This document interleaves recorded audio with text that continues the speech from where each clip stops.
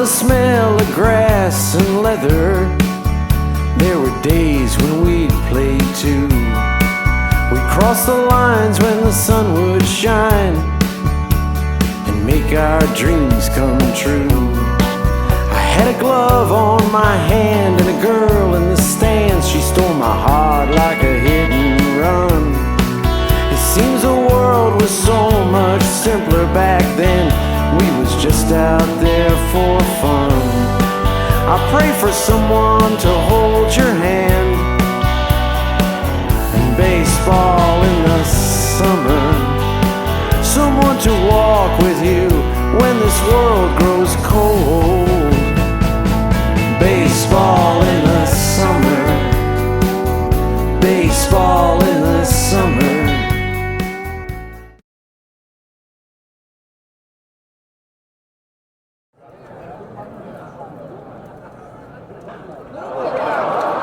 The first Brock v. Mac Legendary Rivals podcast featuring Wayne Briggs Jude, who I would think that most people who were affiliated with the Brock program would say is probably one of the main building blocks and was there right from the beginning. In fact, he was there before there was a team, back when we were a club. And Wayne is, I think, seen by most of the players across multi-generations as a mentor, a person that has brought a lot of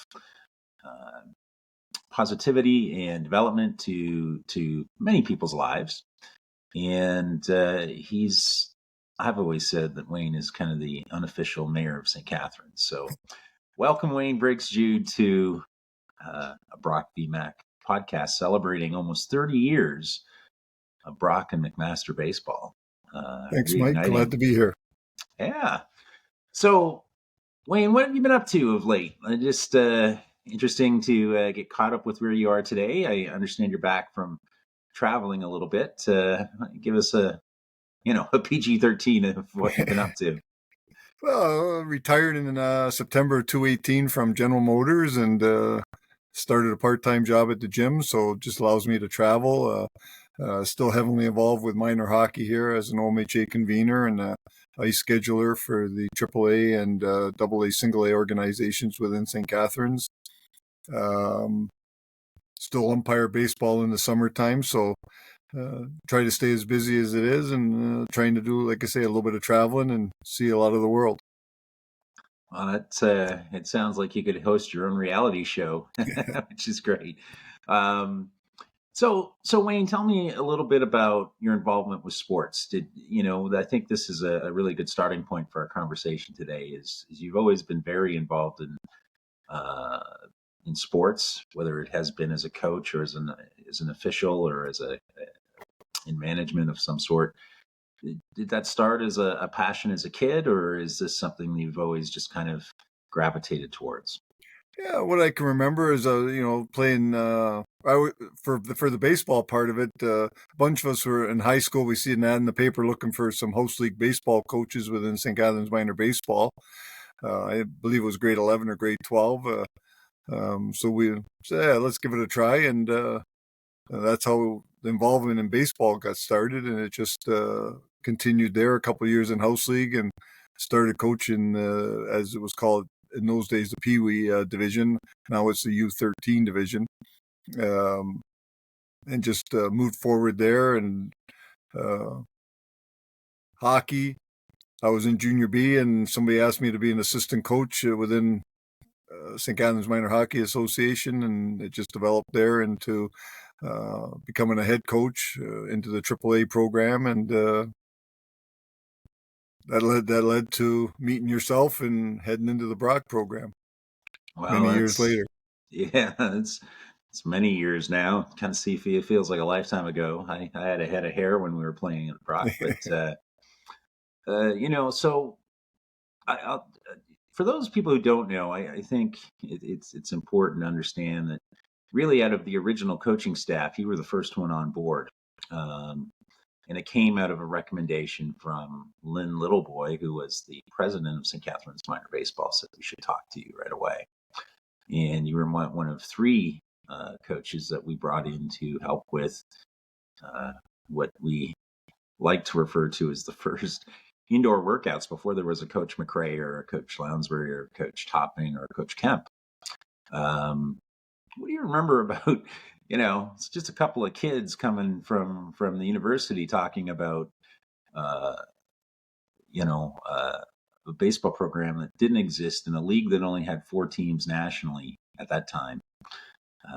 It must have seemed like a pretty big dreamer's dream at that point, to be truthful. Yeah, it seemed like a good challenge. Like I said, Canadian university baseball really at that point was unheard of. You heard so much about American programs and that, but you never heard anything about Canadian programs. So, when Lynn told me that you'd be getting in touch, and it's interesting. Let's hear what you have to say, and let's see where we can go from this. So, it almost seemed like a challenge, and no expectations of where it was going to go or what was going to happen, and it's surprisingly how it all turned out. Well, I could tell you, when we started signing people up in the halls of Brock and through some advertising in the student newspaper, we had kind of anticipated that there would be, 10 or 15 people. It wasn't going to be anything huge. We ended up with over 150 people sign up to try out for the very first team. And,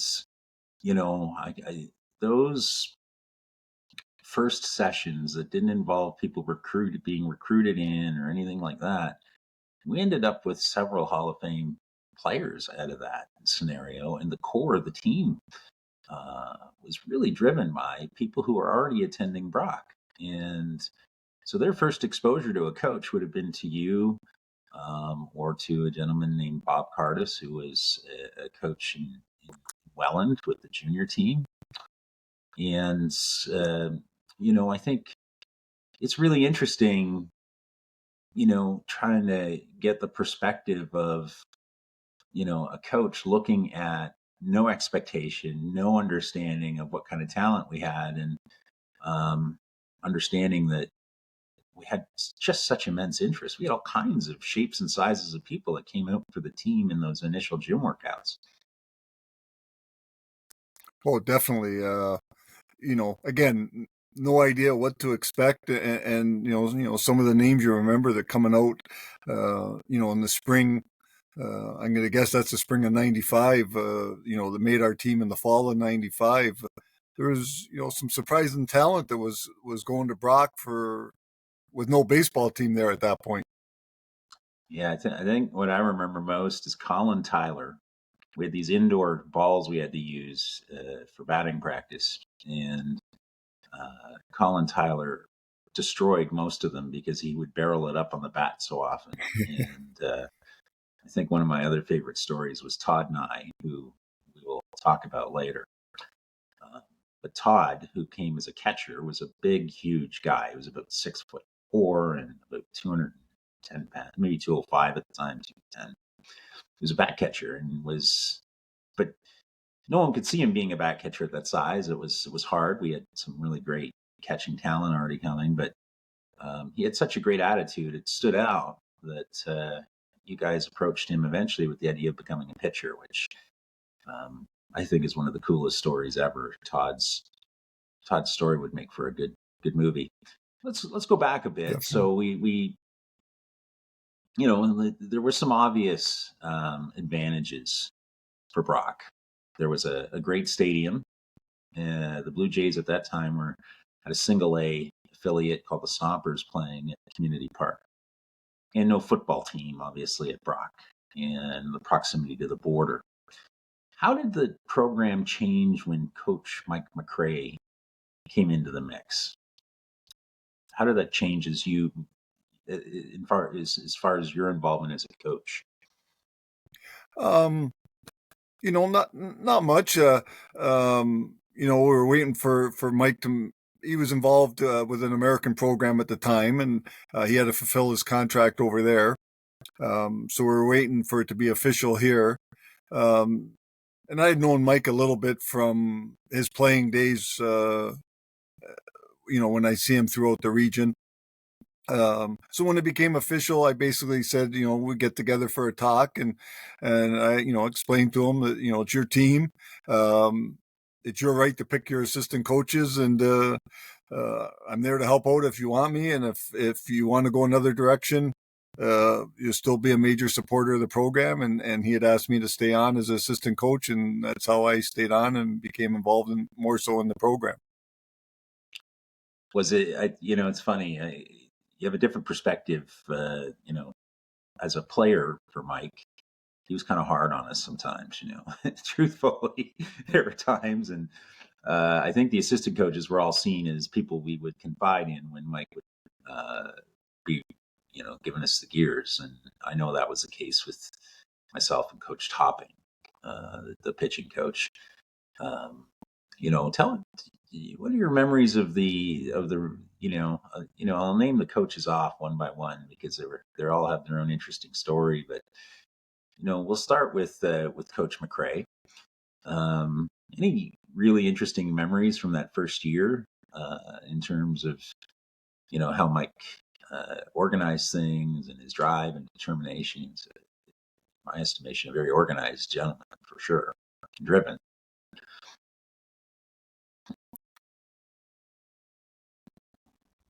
Yeah, he's just he's his love of baseball. Obviously, he loves the game. He breathes and dies, lives with the game. His intensity, coming from an American program, he wanted the Brock program to run the same way, and he still had a full-time job at that point. So he put every spare minute into it.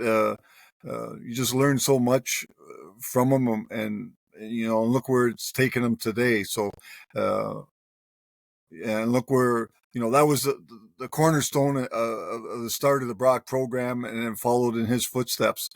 So it's just his intensity and his love of the game is what I remember about him. Yeah, I think that's safe to say. What about an individual that came on a little bit later, Daryl Kemp, and we'll have our own conversation with Daryl. But I had the opportunity to play summer baseball with Daryl Kemp leading into our first season, and what an interesting individual and interesting background. But Daryl's beloved by the players. He was the hitting coach, and what was it like being on staff with Daryl? Daryl, we still run into each other to this day. I ran into him the course of the summer at the ballpark quite a bit this year again. And, just a great outlook. Again, a student of the game. He was a scout at that time, and he was also worked with an American program. For him to give that up and come over here to a startup program was something. And yeah, you just learn every day from him. Just a good guy, funny guy. Like I say, call him a friend to this day. So it's good to see. He's had a little bit of health issues that he's battled back from, so he seems to be doing well. And I look forward to any chance I get to see him. Yeah, he was very interesting as a teammate. I got to tell you, as a pitcher, and even just during batting practice, we would do pretty hard simulated batting practice with him. And I hadn't seen a lot of Canadian hitters take hacks off of a outside fastball of mine like he did on me. So it was pretty interesting. And Daryl always had the great sense of humor. I could tell this story because it's hilarious. So during training camp, we had an individual who there was a university policy that allowed anyone who phoned and requested to be part of training camp to show up. And I don't know if you remember this as precisely as I do, but we had a young man who I will refer to from here on in as the Birdman, who I think, to put it charitably, baseball may not have been his calling, but he wanted to try out. And we had no choice. So he was in left field, and it was just standard pop fly practice for the outfielders. And Daryl and I were walking in from the bullpen, and this individual had this unique habit of circling around and around while he should have been standing still. And then before the ball would come to him, he would jump inexplicably, doing like a pirouette, and then fall down, and the ball would land about 20 feet in behind him. And Daryl and I are walking. He said, "Mike, who invited the ballerina to the baseball field?" That It definitely was sounds just like him. it's a classic, Kev. Another individual you would have been very familiar with would have been Tim Topping, who was a pitching coach from Niagara Falls. I had no experience with him, and yet very close, obviously being a pitcher. Had you met Tim Topping before being on the same staff? Yeah, I believe I knew a little bit of Tim from minor ball. I'd probably umpired a couple of his games or something at that point, so I knew of him. Didn't know him that well at all. Um, you know, so like I say, the first year I got to know him. Yeah, I think to know Tim is it's a little bit like going to California. He just reminded me of like a surfer. He's just like so easygoing, and you have all these high strung pitchers chewing him out all the time, and he would just be like, "Mike, calm down," or whatever it was. So loved him. And then obviously we have Mark LePage, who very interesting story, is the current coach of the Brock Badgers. But Mark was actually someone who signed up to the team, but quickly saw that probably making it as a player was maybe not in the cards. And I remember him saying to me, "I just want to help out." He was like a real baseball nut. And he was kind of like Daryl Kemp's mini me. He was kind of following him around a lot. But tell me about your early interactions with Mark LePage. Yeah, met Mark when we started the indoor workouts. By that point he was already, going to be a type of a student coach, but again, he was just especially with Daryl and with Mike, he would just be following them around, listening to their every word, and he soaked up everything. Uh, just to prove to where he's gotten to this day and the position he's in today in both his baseball life and his professional life. Um, he's done so well for himself. Like I said, another student that just worked so hard at it. So it's good to see how well he's doing. Yeah, it's I'm very proud of him. I mean, I think the Brock program is in good hands with him. And speaking of good hands, and obviously someone who's left a large imprint on the baseball program is Coach Lounsbury, Jeff Lounsbury, who was the last addition actually to the coaching staff.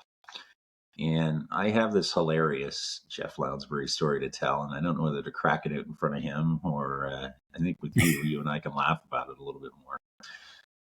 But on that same summer team that Ted Jenrin, Bill Newton, who was the captain of the McMaster team, and Daryl Kemp and I played on, Jeff Lounsbury came out for a game to play. And the thing was that Lounsbury back in the day was rocking a mullet. So he had the long party in the back hair. But the killer for me was I always had this thing from my baseball playing days in Oshawa that I despised white cleats. I thought they were for softball. And anyone who wore them would generally get buzzed inside by me. I'd either hit them in the ribs with the ball, or I would just look at them like they were the worst individual in the world because they had violated my weird baseball fashion sense. And Lounsbury hopped on the bus to go over to Buffalo to play, and he was wearing white cleats. And I turned to Ted Jenrin and I said, "Is it appropriate if I kill one of our coaches before we even get started? Because I'm going to hit him if I have to throw batting practice to him. No one wears white cleats around me." And Jeff was kind of that guy. He was, he was big-hearted, give you everything he's got.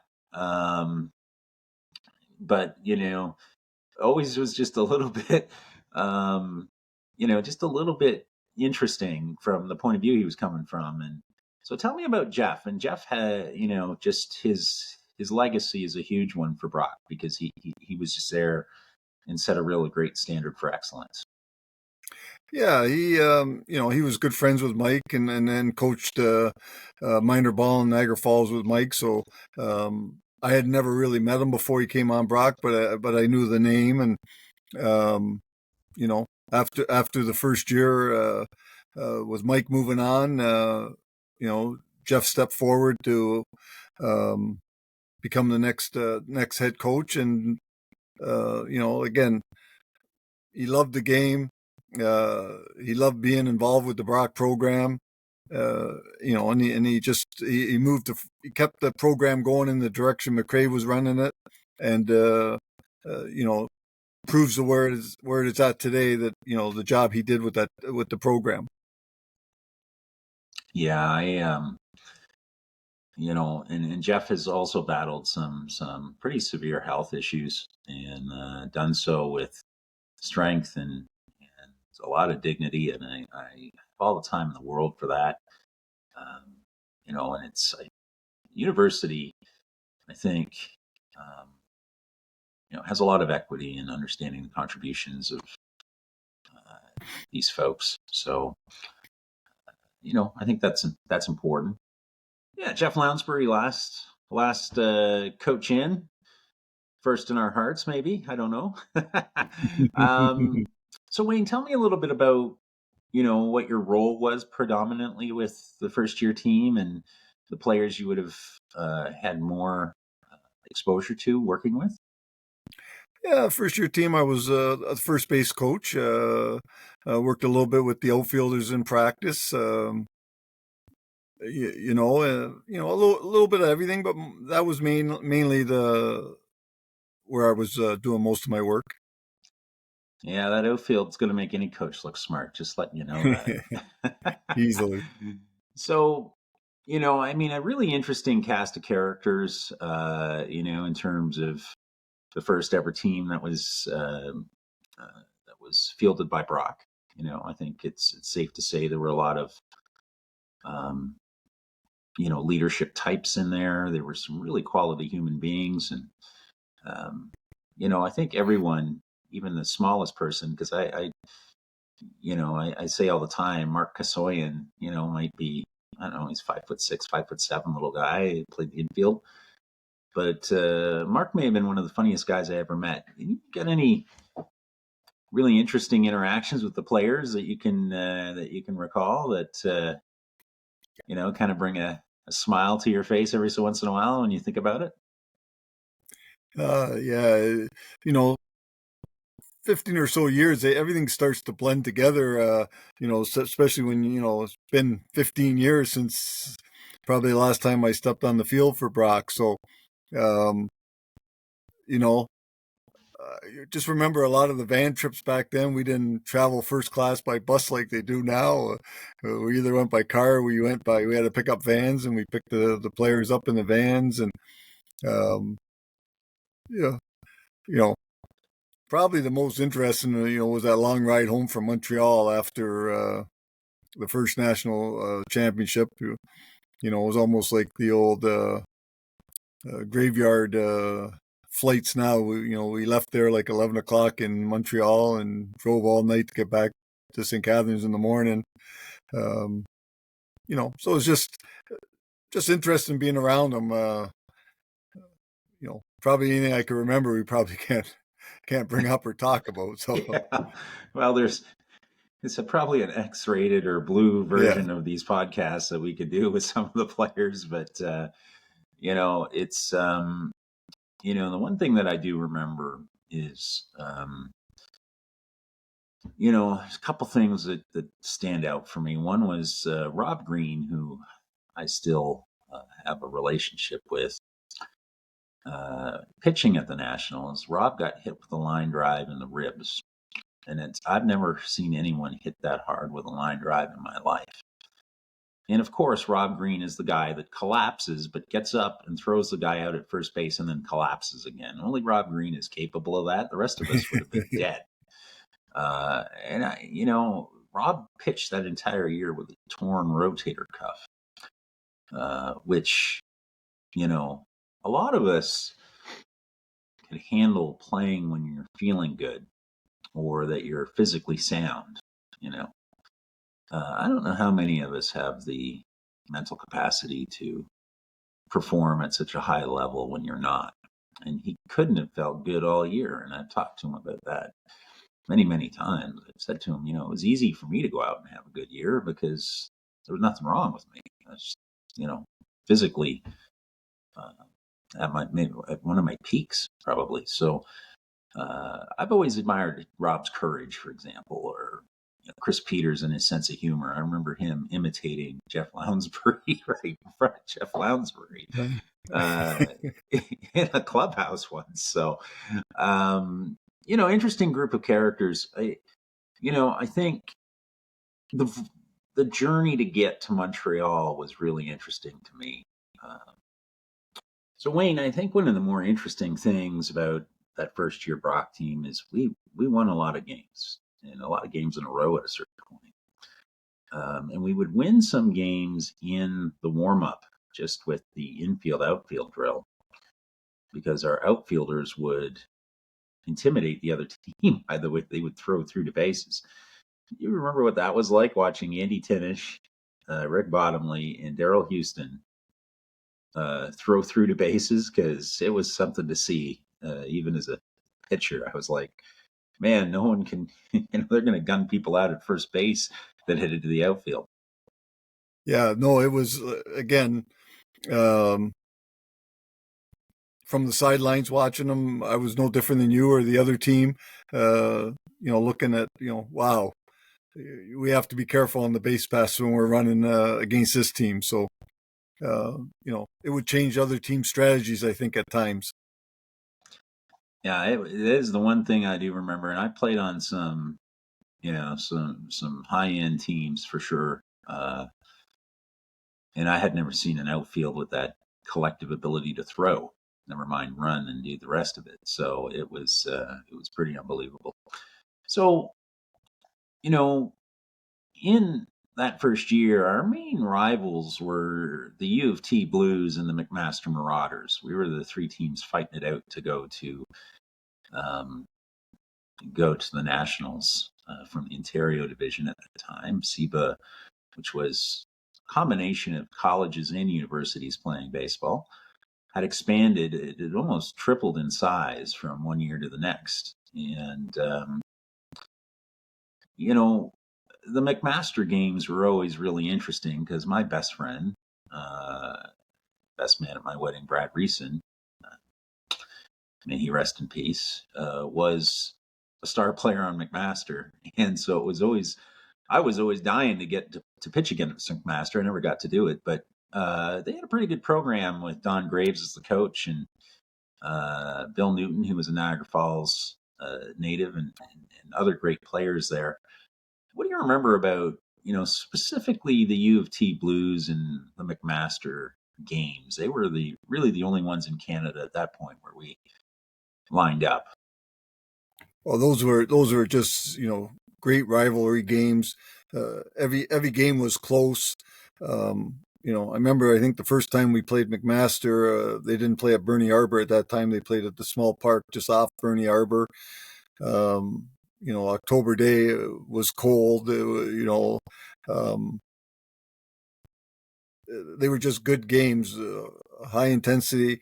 I think we had a little bit more of a rivalry that first year with U of T. Like every game seemed to be, a one run game right down to the last out of the game. It would be unsure who would win those games. Yeah, that U of T team had a couple of coaches that I had pitched in junior against, Andy Green from East York and Rick Johnston. And, had great pitching. They had a very good pitching staff. Mike Loretto, who I had pitched several years against at High Park. And he had that, incredible pickoff move. And I always would say to our players, he balks, but he'll pick you off because he fools the umpire too. Yeah. But I mean, from what I remember of the McMaster game at Bernie Arbor was we had just the game before, eliminated them from going to the Nationals. And so Coach Lounsbury came up to me and I said, you guys got to really watch Brad Reason. He is, at that point, I had just been playing 2 years prior with him in Leaside, and Brad had won the batting title, which I think he still has the highest on record batting average ever in the Leaside junior loop, which has now, I think, been renamed, but at that time was the highest level of baseball in Ontario. And Lounsbury said to me, he doesn't really look like much. 4 for 4 after, 2 of which hit the fence on a line drive. I think everyone's opinion of Mr. Reason quickly changed, and I think he showed his wares, a year later when McMaster won their very first title, and or maybe 2 years later. But Brad, there were really great players. It was surprising the caliber of baseball that was being played in Canada at that time, and I think we shocked particularly Durham College at that time. Durham College was run by a gentleman named Ken Babcock and a coach named Sam Dempster, and they kind of started all of this.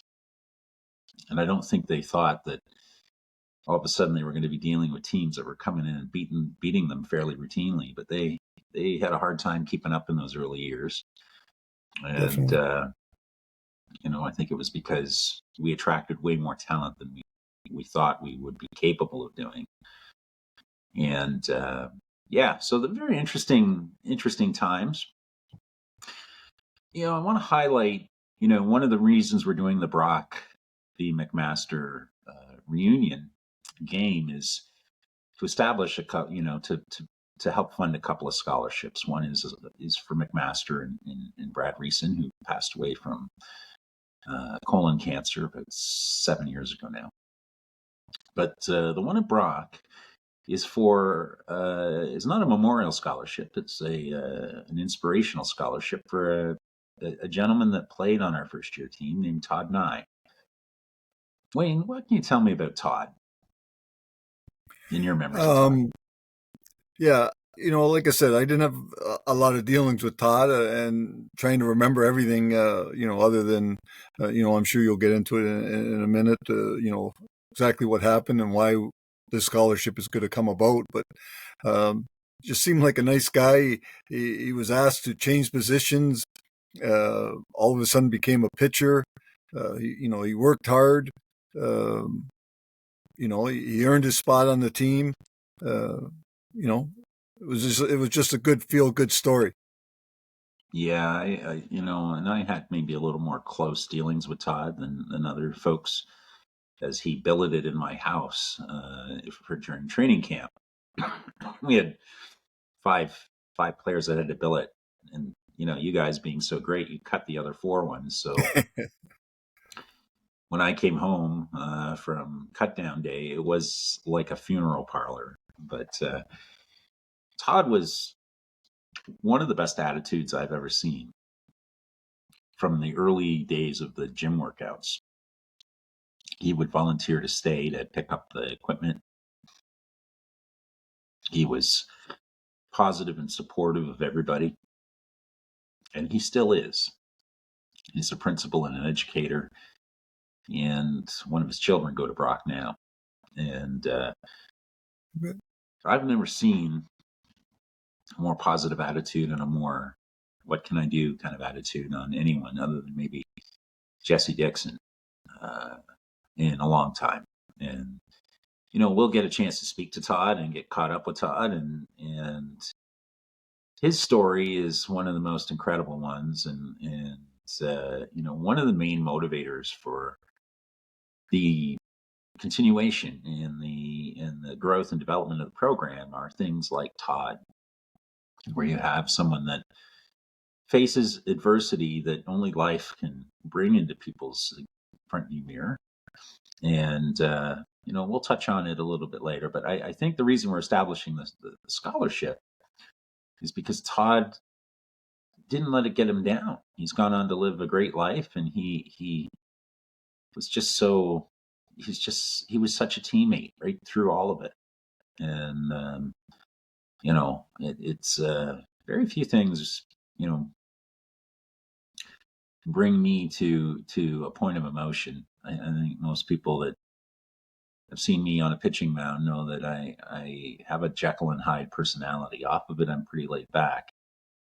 On a pitching mound, though, I'm a different thing. And, people don't really like me very much when I'm doing that. Coach Topping used to say to me, "You're kind of like a bull that's been let out of a pen. What is that all about?" I said, "Well, don't talk to me. Give me the ball and get out of my way." That's all. So, but Todd always struck me as a guy, and because I was there with him through the gym workouts, to see him, I know that he went out every day and threw against his barn, because he was a farm boy from Nanticoke, to learn a whole new position in one summer and compete against people who had tons of years of experience pitching baseballs. So that, to me, says everything about his work ethic and his attitude. But we're very proud to put a scholarship in play that bears his name, because no one deserves it more. There were some hilarious and interesting things in that first year scenario. Do you remember the trip to Cooperstown, Wayne, and all the ridiculousness that went on with playing Malloy College? Yeah. It's just insane. It was a fun day. We talk about that story every year when we have a barbecue in the summer. It's I'll never forget that one. Yeah, we had a shooter. Someone was shooting one of our players with a BB gun. Out in the field. Yeah, unbelievable. And, I remember how picturesque it was, right? Like, it's a beautiful field to play at. And going to the Hall of Fame kind of brings you to a certain headspace about the love for the game. But one of my old teammates, there were two real factions on that first year team. One was the Oshawa kids that were playing in the Oshawa program, and the other one were the Burlington kids. There were a bunch of Burlington kids and a bunch of Oshawa kids. But one of my old teammates, who was the MVP of Team Ontario, Daryl Houston, and his twin brother Larry, who were, I have no words to describe what it's like having played with the Houstons on a couple of teams. But Daryl got ejected in that game and he went bananas, because I don't remember why. He may have tossed a helmet, or he may have gotten mad after an at-bat, which is kind of a Houston thing. And Mike pulled him from the game. Coach McRae pulled Daryl from the game and made him go sit in the van. And I thought, oh, Daryl is going to, blow up and kill Mike when he gets there, because that's how Daryl is. But just an interesting trip all the way around. And Cooperstown's a beautiful place to play a baseball game, right? Well, definitely. It's been the only time I've been there. I keep saying every summer, you got to get back, and I'm sure it's been built up, quite a bit since we were there. But probably other than the national championship, that's the most memorable of that first year program. Well, I think the other game that I remember immensely for the travesty that it turned out to be was, we got booked for the homecoming game for St. Bonaventure. And we had to go to Bethlehem, New York to play St. Bonaventure. And the home plate umpire, after we jumped out to a huge lead, came down with chest pains and was replaced with someone that was wearing a St. Bonaventure alumni jacket. And all of a sudden, all of our pitchers, who, thank God I didn't pitch in this game, because I can't imagine, but I remember it was Chris Ebel and Steve Vatour and one other. These are people that never walked anybody. But all of a sudden it was ball 8, ball 12, and now St. Bonaventure has a rally going that doesn't involve hitting or anything legitimate. And Coach McRae got tossed at an alumni game or a homecoming game because he went bananas on the umpire. I'll never forget that as long as I live, because I thought, man, if I was pitching, I'd have called the catcher out there and said, signal for a pitch out, and I'd have thrown it right down the middle and beamed the umpire. Like it was horrendous. And we faced a lot of that, especially with the American teams taking us lightly, and you remember that they thought, hey, we're going to kill these guys because they're from Canada. Yeah, well, again, never playing a program before, you always think, you're established, you're going to be that much stronger. Yeah, I think we shocked a few people. And I remember I was a big driver in Cooperstown because we beat Malloy College up pretty good the first game. And I don't think no one expected that. And that came right down to Niagara and Canisius and those kinds of programs we were playing fairly regularly. I played on a summer program. The Canisius summer program was one of the, I tell everybody, I actually lived a life where I got traded. So I got traded somehow in the summer from the Canisius summer program to a team in Niagara Falls, New York. It was run by a mob boss. True story. And so I had played against most of the Canisius and Niagara folks and knew that we could handle them. So it was interesting for us to get out there and when we were cooking, we could handle just about anybody from that perspective. It always came down to whether our pitchers were throwing strikes, truthfully. But I think it was really interesting to see how the American teams reacted to this Brock program. They took us lightly and then quickly didn't, from that perspective. And so we come to Montreal, and the most interesting thing about Montreal was that it was referendum weekend. The whole the country was on the precipice of breaking apart, and I remember driving in the bus and thinking there are 1,000 buses headed into Quebec. And I remember the amount of signage, like signs on the hydro poles and everything like that. That was unbelievable. It was just the craziest environment and hard to appreciate the history of it while we were there, for sure. Well, we had a little bit of the weather delays then, so we were able to get into downtown Montreal and to see all the crazies there. Leading, this was Saturday. The vote is Monday, so it was quite a scene, put it that way. Yeah, and I mean, I was in my own headspace at nationals. Obviously, for those who don't know, the baseball program was started in great deal as a memorial to my brother who had passed away in the summer of '94. And so for me, I was hyper-focused on having a good performance there to cap off a fairly good year. And we played McGill, who were the defending national champions.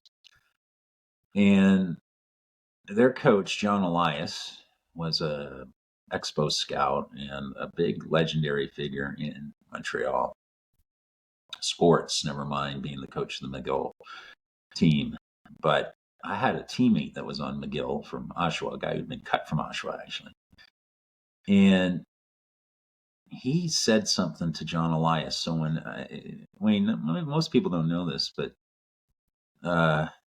when I was warming up in the first inning and it was snowing and the weather was horrible, the coach of the McGill team trash talked me from the dugout. He said, get this guy off his game, and he'll, they won't challenge us at all. Like he'll fall apart. Which I think when I turned to the dugout after I had gotten the last out and we had won 8-1, I think, and I had only balked in a run, I think I may have told him to where he could stick his glove, his team, his Hall of Fame award. And I never given him credit, but I won a big award ostensibly because of that game, because I got to pitch in front of the SEBA people. And it's really due to the Miguel coach more than it is anything else. He pissed me off at such an incredible level. I just had never heard of a coach trash talking a pitcher before. So I've never before a told Mike game. McRae that. I've always said, it was all due to him teaching me how to throw a curveball, but it was really not. It was, if I could have marched in that dugout, I'd have killed that old man. That's So, the incentive you need sometimes. yeah, well, with me, it's you just light the fuse and stand back. So we come to the end of, and the hard part is we drop a heartbreaker in the national final to an unbelievably good Laval team. I will say that you know uh, it was it was as competitive and as good a game as I've ever seen and participated in. And you have the sacrifice that everyone involved in the program had to make to just get it off the ground. We had a lot to deal with. We had Bob Davis and the administration rightfully sitting back and thinking, we're not going to be super supportive until we see that they've got staying power. We have the city and St. Catharines doing their best, but they got tons of programs that they need to look after. We have the Blue Jays, kind of half involved in a little bit, but again, let's see whether there's some staying power here. And what I will say is, if you now look back at all the people that were involved, they've gone on to some fairly significant things in their lives and done some significant things. And so I think it's a great positive, and there's been tons of great stories that have come out of that. You now evolve into being a fixture in the Brock program, and we're with it for countless years afterwards. Wayne, how did that first year really propel the start of things, and at least provide a bit of a foundation for the program to grow on? Oh, I think it was everything. Going into that first year, uh, me personally, didn't know too much about the league, uh, didn't know too much about, and Coach McRae and I talked about it, a lot, where he wanted the program to go and how he wanted it run, and he followed through, on everything he said. Um,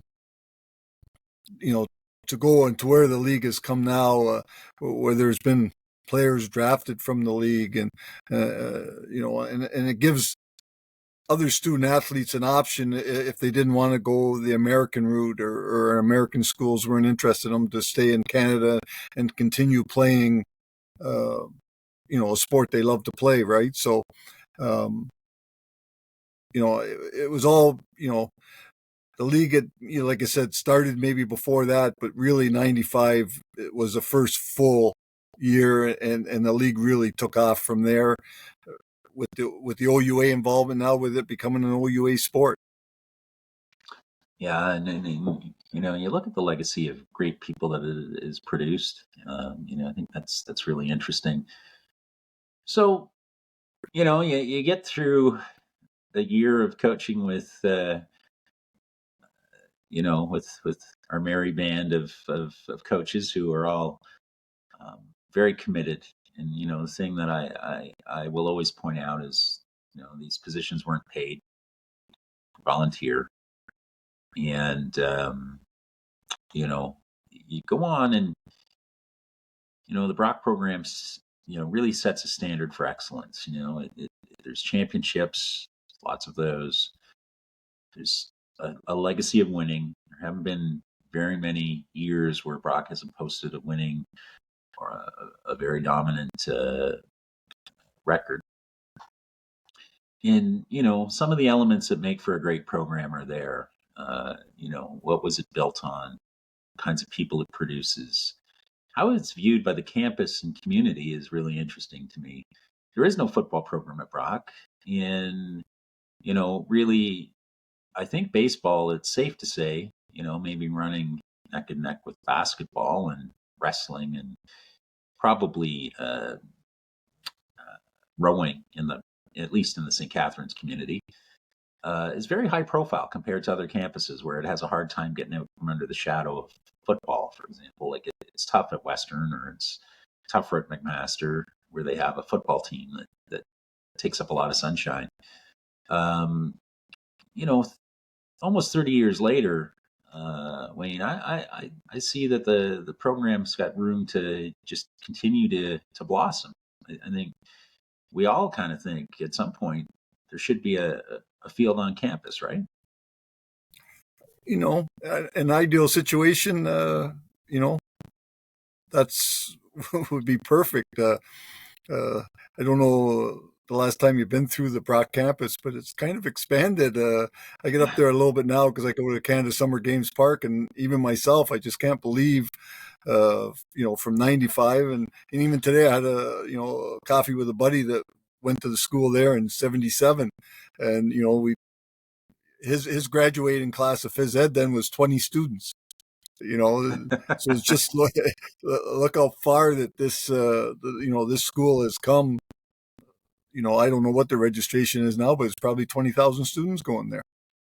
Yeah, it certainly has grown, and I was involved with the Canada Games, and so that brand new facility they put up is something else for sure. And with that, the challenges coming out of COVID are I think fairly significant for programs like baseball that are never going to be, revenue positive in terms of charging for attendance or any of these kinds of things. But I think, that students have also changed a lot. When I was going to school in 95, 94, and 93, the interest level basically consisted of where you were going to meet the next great girl or the next great guy.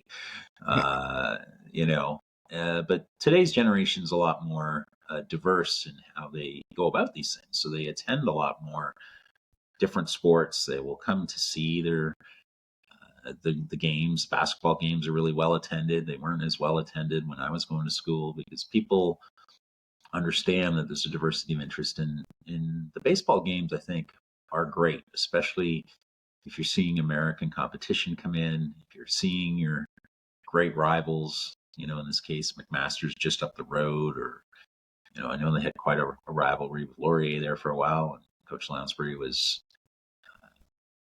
coaching along with an ex-teammate of mine, Scott Ballantyne. So, I think those are pretty interesting from that perspective. Why don't we pivot a bit, Wayne, and talk about, how your life has evolved since, in that 29-year time period. What kinds of things have happened that, like say a Scott Jusiak or a Matt King, they'd have no real visibility to it. What would you tell them about your life the last 29 years? I think it's probably, you've done some pretty interesting things and had some great experiences. And I know you're a huge sports fan, so probably been a few great sports experiences that you've had in there for sure. Well, definitely. Other than, like I say, I probably live a boring life. You know, uh, Probably it's what I enjoy, sports. Been fortunate enough, to attend 7 World Series. I've been to every ballpark, major league ballpark in the States, in Major League Baseball. Um, Do you have a enjoy. favorite? What's that? Do you have a favorite? Uh, Everybody asks you that. It's first question everybody asks you is probably always the last ballpark you've been to because there's so many nice ones down there. And Seattle was the last ballpark I got to, so I'll stick with Seattle. It's a nice city, great atmosphere. Um, so everyone is unique to the city. From Fenway Park or Yankee Stadium to Dodger Stadium, right? My personal favorite is PNC, or the Pittsburgh home park. It may have a different sponsor now, but it was Yeah. PNC Park. I just love that. I do have a nominee for worst stadium I've been to. I've been to two that I would rather have avoided somehow. I've been to Tropicana, what was Tropicana Field in Tampa Bay. That just is a dark and dingy place. And, I tell everybody about the time I went to Chicago, and I went to a Cubs game in the afternoon, which was great. And I went to a White Sox game at night, which felt like going to a penitentiary. That would, I take it, be the old ballpark, the old Yeah, Comiskey. U.S. Cellular Field on the south side of Chicago. So you're Um, the new one. yeah, it Well, the best thing you can say about it is it was okay, and for me, it was a baseball game. It couldn't have been that great because I feel I feel like you couldn't have two.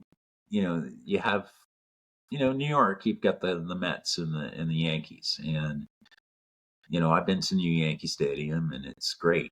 You feel the tradition; it kind of just bleeds out of the stadium. Uh, and you go to Citi Field where the Mets play, and it's at least it's a different experience. It's not as steeped in tradition as Yankee, but it has its own kind of identity. But it's not like a step in a completely different world. But I found that what I found with the White Sox and the Cubs was unbelievable because the experience of a Cubs game is great, especially if you're. I mean, we were in the bleachers at Wrigley, and then just the White Sox seem like such an afterthought, and their stadium seems a little bit just. It's I just found on the the whole south experience. side. Yeah, Yeah, I nothing found the around it. experience mediocre a little bit. Truthfully. Yeah, yeah. There's nothing around. When you come from the Cubs and you're in the middle of a neighborhood, um, you walk out and all the locals are right there. You go to U.S. Cellular Field and there's nothing there. There's a No, parking lot when you come out.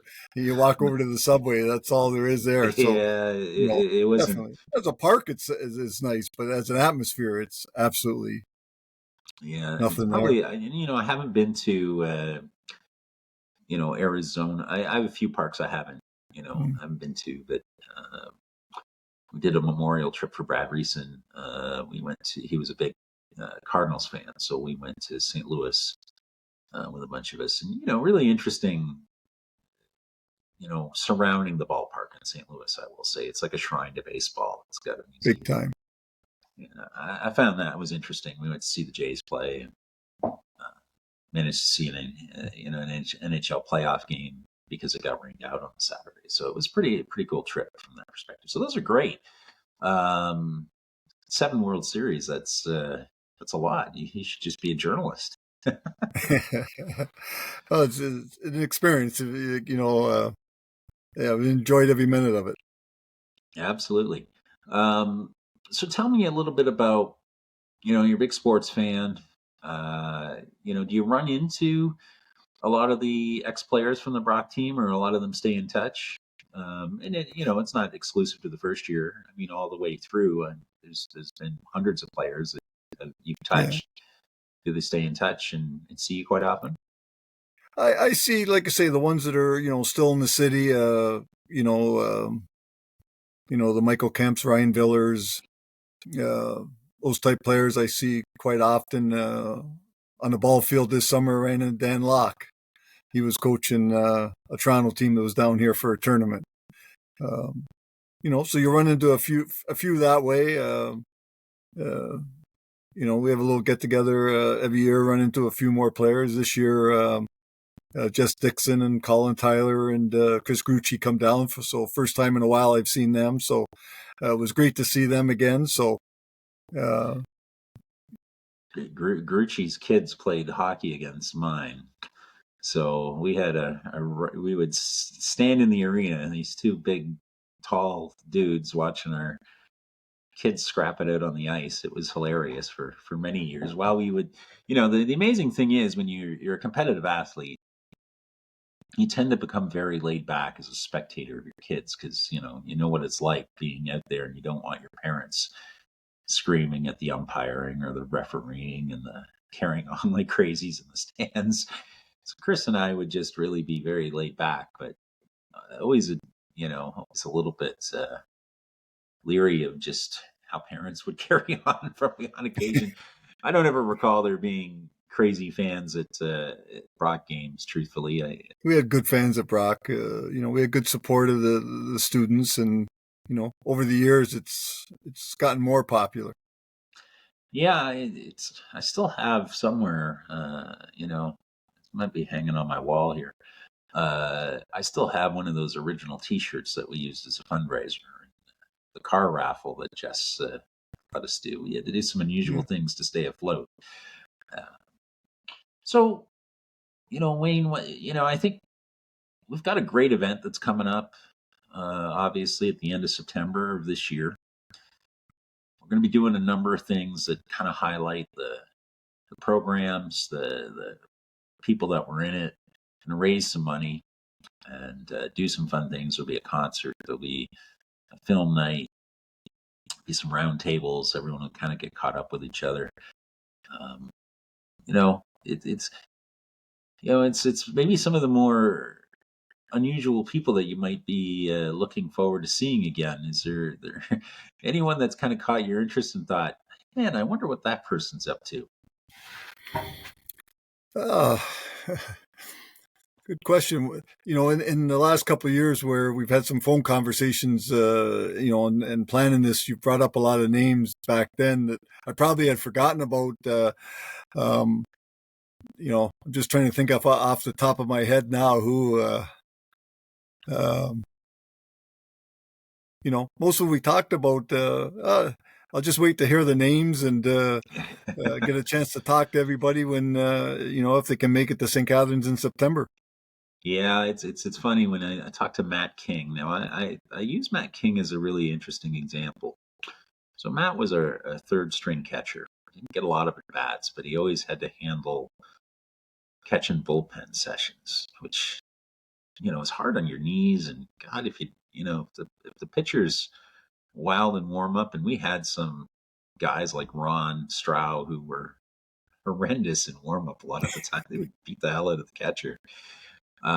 He had to do all that stuff and always did it with a smile on his face and just had a great attitude. Matt is a guy that is the kind of guy that makes a team function, makes a team what it is. The people that don't get a ton of playing time because for whatever reason, in our case, we had two great catchers. Uh, but they make the most of when they're out there and they have a great attitude, and those people are really easy to coach and really easy to have as teammates because I've been on some teams later in my career where I won a couple of Canadian championships. Winning teams need those kinds of people, high character people, winners in life, and that is one thing I will say. I found that Brock team, for the most part, had lots of people who have gone on to become really successful in life. Not that they got there easily; they had to fight and kick and scrape. But that's always been interesting to me. Is I think the experience of just I don't know how many games we played in retrospect. I remember it was some ridiculous 45-day games in 30 days or something. It was just a grind. It's a lot of baseball. Yeah, it was a ton of baseball and a ton of practice and everything else. But I think it made everyone a stronger person, if that makes any sense. I think a lot of us had to grow up just surviving that experience, and it wasn't easy, but I think it's made for great adults. And I think you're going to find that a lot of people's stories are great. We're going to try to capture them as much as we can in the podcast portion of this, but I think there'd be elements people say outside of it that we probably can't repeat. Um, so, come the event, we're all going to be getting back into uniform and probably playing the worst baseball game ever witnessed, given our relative ages at this point. But, Wayne, I think that it's really interesting. We get a chance to tell a bit of a story for the next generation of Brock baseball and McMaster baseball people. What has it meant to your life to have been involved with this program? What did it bring to your life other than, a couple of, trip to Montreal and in the middle of a political unrest and Cooperstown to get shot at with a BB gun? What has it meant to you to be involved with the program? Well, it's just I'm honored I was able to have a chance to be a very very small part of the program taken off at Brock. The opportunity again for Canadian baseball players to continue to play baseball in their post secondary school. To see where the league, the team, the program, the league, uh, all in general, where it's come. Again, to see the support that the university gave us, after the first few years, to see where, the players, the dreams and aspirations they had for where they were going to go on in life and what they've done and what they've become. It's just overall glad I was part, a very, very small part of that experience for everybody. Well, you are as humble as the day I met you. So, small part of the experience is probably understating it. You're a huge part of what makes the Brock program, made the Brock program special for many years. And, in particular, from my point of view, we wouldn't have survived our first year if it wasn't for folks like you. From that perspective, we would never come across Coach McRae. I could go into detail about what what it would have looked like if we wouldn't have had that conversation with you. It would have been under a totally different regime and probably looked a lot like the early programs at Guelph or Yeah. Queens, where these were really just clubs of kids that liked playing baseball. Or George Brown. I mean, I can tell lots of stories about George Brown and the fact that my grandfather was playing first base. Um, you know, but the reality is that for someone like me or someone like Chris Ebel or Steve Batour, I always look, because I was a member of it, a pitching staff that I thought led our team because we were all older and set a good tone for those young kids that came in and played most of the positions. They were mostly first year folks. If you think about it, it was Jeff Hoover, who was a first year guy, and Steve Batour, who was a first year guy, Larry Houston, who was a first year guy. Colin was an old dude like us, but Matt Fletcher, first year, Daryl Houston, first year, Rick, first year, Andy Tinich. So your position players were all first year people, with the exception of Joel Garden. The pitchers were not. If you look at that, Steve and Joel, who no doubt were great performers, but it was Chris Ebel who was already been at Brock and was an older guy. And myself, older guy, third year, had already been at Brock. Teddy Gendron, already been at Brock. Rob Green, already been at Brock. Alex Harold, already been at Brock. This is the reality of that situation. And Todd and I had already been at Brock. So, really 3 out of 10 pitchers were new. But I thought we were mature and set a pretty good tone in terms of being leaders as people. And I'm looking forward to seeing them and maybe being nice to Tim Topping for once would be good. I gotta, and it's funny. Some of the stories we'll get to relate, but I have just the most hilarious one about the tryouts, and then we'll end on this one because you can appreciate this. We had the tryouts, but we had so many people that the pitching tryouts had to take place upstairs from the gymnasium in the ballet studio, and we thought, well, we have to actually see whether we had these sheets that we had people fill in, and we had one that said he was from Team Korea, and another one that said he was from the Cincinnati Reds. So we were quite excited to see uh, these people, and I was a pitcher of some I'd pitched in some pretty good leagues, so I figured I had either pitched against or seen most of the great pitchers in Ontario. So to me, it was like a news flash to find people I had never heard of all of a sudden going to be on our team.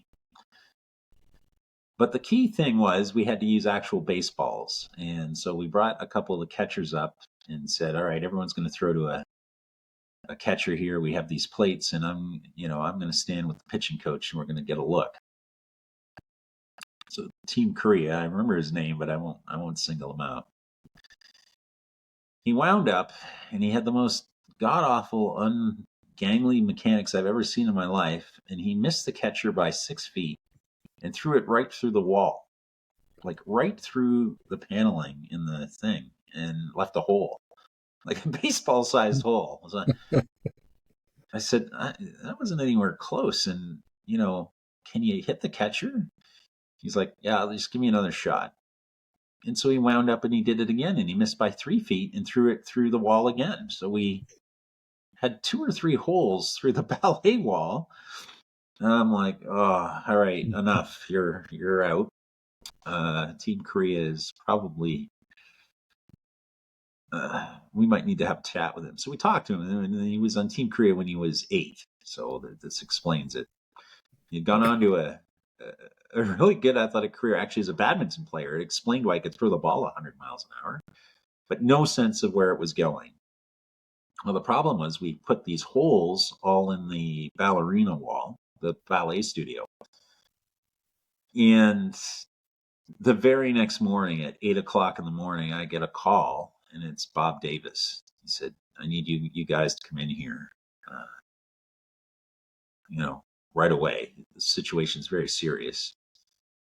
So Ted and I got summoned to the athletic department. We get in there, and Bob's like, your very first thing that you did, we gave you the gym for these tryouts, but there's about $900 in damage to the ballet studio. And you can't tell me it's anything but baseballs, because if we go up there, I can put a baseball right in those holes. Yeah, I had to pull that out of my non-existing savings account and pay Bob Davis $900 for us to continue to participate at Brock. We almost ended it before we got started, and it was because we were in debt before we even started. It was so bad. But thankfully, we rebounded and had a better legacy than that. So we're looking forward to this. We're looking forward to seeing you on the weekend and working towards the events. Are part of Brock's 60th anniversary of the school. There will be an additive fundraiser, which is going to involve something called Over the Edge, where people are going to be rappelling down the side of building. So that'll either be at the St. Catharines Holiday Inn and Convention Center or at Brock at the Schmann Tower. And, a whole weekend of events. And we're looking forward to seeing you, Wayne. And all the best in terms of your health and continued excellence in the sports community there. And I look forward to coming to your inauguration when they name you mayor. Later this. That won't happen, but again, looking forward to September, and hopefully we're getting a good turnout with players, and keep up the hard work, Mike. Perfect. Well, we'll go to brockvmac.com. That's where everything sits. We will have this podcast, is part of a content package attached this weekend, and we look forward to getting caught up with absolutely everybody else. And as usual, Mr. Briggs Jude, I should call you Coach. You class it up, because I believe that some of our podcasts may not be as politically correct as this. But I'll leave it for them. I think I speak on behalf of all the players, and probably multi-generations of players, and that we really appreciate everything that, the positivity and the concern that you showed on the field and off the field. Really, I think you're like everybody's uncle, and I think that's the best compliment I could ever pay anybody, because it's true, and that's kind of the feedback I get from all the players. So we will see you soon, my friend. Thank you.